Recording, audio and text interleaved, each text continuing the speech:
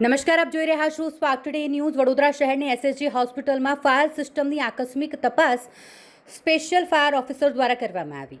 વડોદરા શહેરમાં મધ્ય ગુજરાતની સૌથી મોટી સયાજી હોસ્પિટલ અને જ્યાં ફાયર સિસ્ટમ ખખડધજ હોવાના અહેવાલ બાદ વડોદરા મહાનગરપાલિકા સંચાલિત ફાયર એન્ડ ઇમરજન્સી વિભાગ દ્વારા સયાજી હોસ્પિટલમાં આકસ્મિક તપાસ હાથ ધરવામાં આવી. લગભગ 37 એકડમાં ફેલાયેલ સયાજી હોસ્પિટલની 13 જેટલી ઇમારતોમાં ફાયર સિસ્ટમ પાછળ લાખો રૂપિયાનો ખર્ચ કરવામાં આવે છે, પરંતુ આ સિસ્ટમ ઘણીવાર બંધ હાલતમાં હોવાના સમાચારો પ્રકાશિત થયા છે.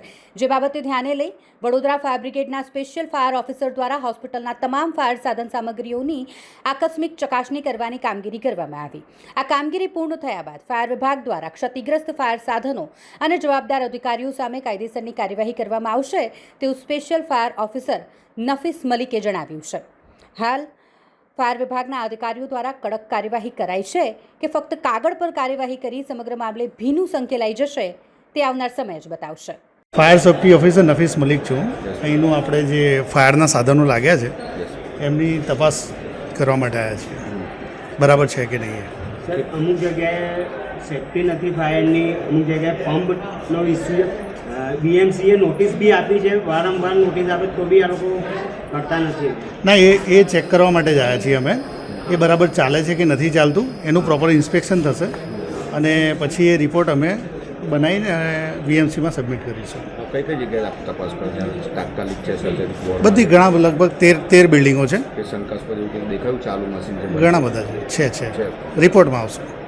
સર, આ જે પંપવાળું છે રૂકમણી છે તઈ 2 વાર નોટિસ આપી છે 4 મહિના. અચ્છા.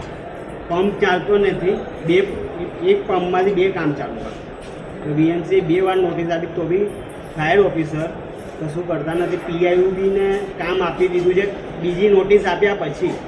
તો શું કહેશો? શું કાર્યવાહી કરશો ફાયર? ના, એ જે નોટિસ આપી છે એના વિશે મને અત્યારે જાણ નથી.